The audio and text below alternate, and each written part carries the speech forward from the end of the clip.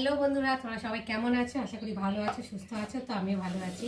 মৌসুমি official চ্যানেলে তোমাদের সবাইকে স্বাগত জানিয়ে আজকে চলে এলাম রান্না শেয়ার করতে। তো রান্না বলতে আজকে করব এই কুমড়ো শাকের চচ্চড়ি। তার জন্য দেখো তেল দিয়েছি, তেলটা গরম হয়ে গেছে। আর এখন এই যে কেটে রাখা চিংড়ি মাছগুলোকে দিয়ে ফার্স্টে ভেজে নেব। চিংড়ি মাছ দিয়ে সব উঠেছে, তো ওই জন্যে কাট করে দিলাম।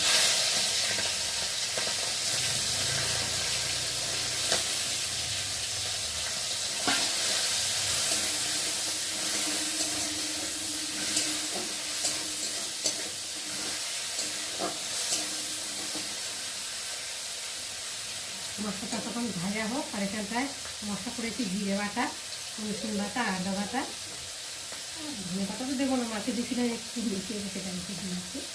যাই হোক, আমি এখন চিংড়ি মাছগুলোতে ফার্স্টে ভালো করে ভেজে নেব। চিংড়ি মাছ ভাজবে তো দেখো বন্ধুরা, চিংড়ি মাছটা ভাজা হয়ে গেছে। এখন আমি চিংড়ি মাছটাকে তুলে নেব। মশমশি করে ভাজা করেছি।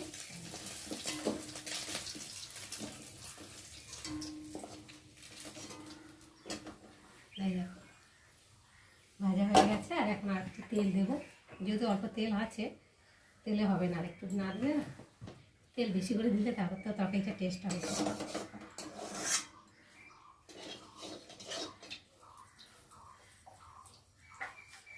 এবার দিয়ে দেবো পাঁচফোড়ন।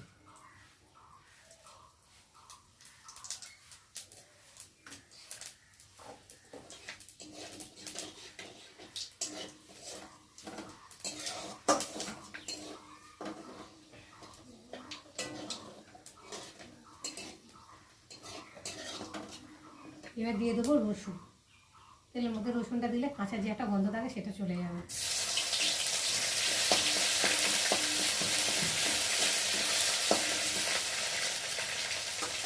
এবার দিয়ে দেবো কেটে রাখা আলু আর বেগুন।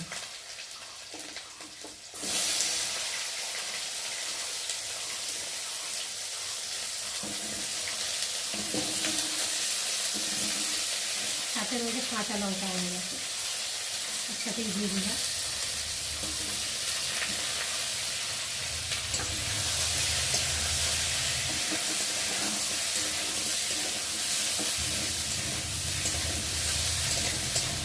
এবার আলু আর বেগুনটা একটু তেলের মধ্যে ভালো করে ভেজে নেব।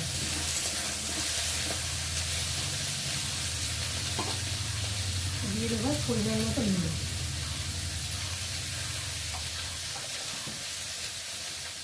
তো দেখো বন্ধুরা, আলু বেগুনটা ভাজা ভাজা হয়ে এসেছে। এবার আমি দিয়ে দেবো হলুদ গুঁড়ো।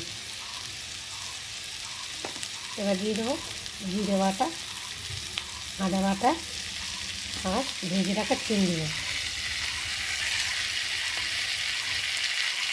এই সুন্দরভাবে মশলাটা ভালোভাবে কষে নেব আলু বেগুনের সাথে।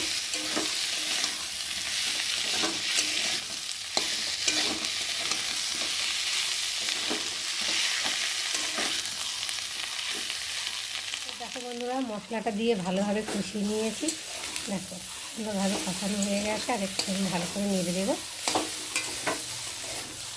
আর এবার এখন আমি দিয়ে দেবো কেটে রাখা কুমড়ো শাক।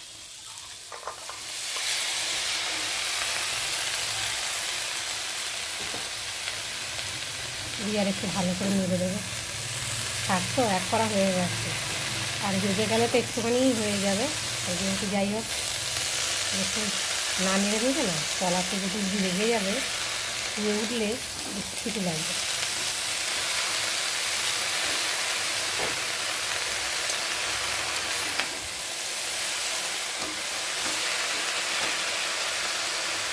দিয়ে আর এখন ঢাকা দিয়ে ভালো করে জল দিয়ে ঢাকা দিয়ে দিয়েছি। আর এখন একটু খুলে দেখবো কেমন হয়েছে। চলো, তো দেখো ঝোলটা অনেকটাই শুকিয়ে গেছে। আর এখন আমি একটু নেড়ে নেব। সুন্দর হয়েছে শাক, শাক কুমড়ো শাক খুব সুন্দর খাবার, তাই না ভালো বন্ধুরা? ওর থেকে বিশেষ করে মেয়েরা ডালটা চিবাতে ভীষণ ভালোবাসে। আমি তো পাইছি, তোমরা কারা ভালোবাসো অবশ্যই জানিও। তো দেখো এখন দেখি আলুটা সেদ্ধ হয়ে গেছে। হ্যাঁ, আলু বেগুন কষাতেই সেদ্ধ হয়ে গেছে, ডাঁটাও সেদ্ধ হয়ে গেছে। এখন একটু দেবো চিনি, স্বাদ মতো চিনি দিলে তো ডাঁটার মধ্যে মিষ্টি মিষ্টি হলে খেতে ভালো লাগে, তাই না ভালো বন্ধুরা?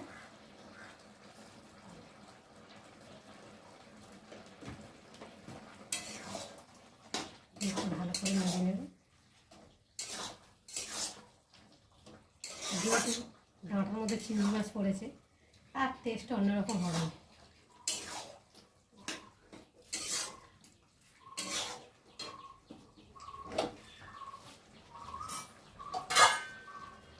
বন্ধুরা, আজকে আমার ডাঁটা চচ্চড়ির রেসিপি কেমন হয়েছে তোমরা কিন্তু অবশ্যই কমেন্ট করবে।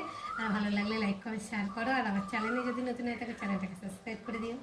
তো আবার দেখা হবে তোমাদের সাথে পরের ব্লগে, তখন তোমরা তোমাদের খেয়াল রাখো। তোমরা আমার চ্যানেলটাকে সাবস্ক্রাইব করতে থাকো আর এই বিরিয়ানি ঢালতে থাকো। চলো।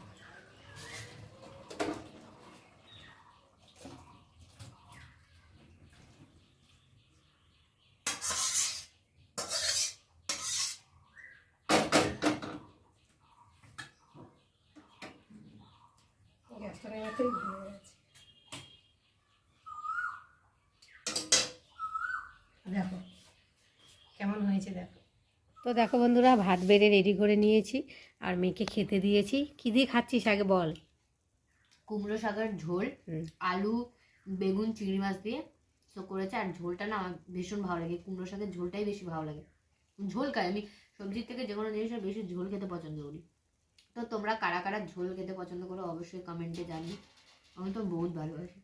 আর চিংড়ি মাছ হলে তো আমার আর কোনো কথাই নেই।